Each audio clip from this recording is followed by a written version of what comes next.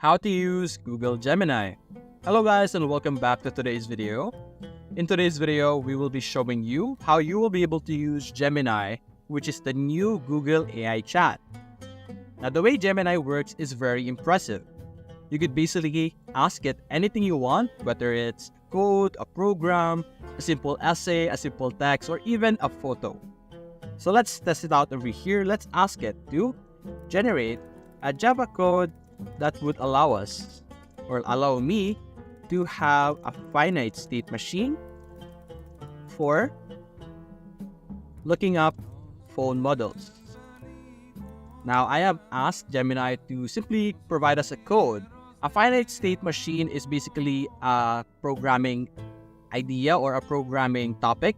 So as you can see here, it is already generating us an output over here, very instant actually, and then it's going to explain it as well. As you can see here, it's going to explain what the content is and how it works, which is really great.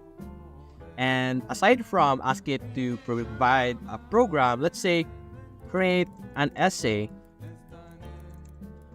about the allegory of the cave. Focus on the prisoners. Make it 5 sentences.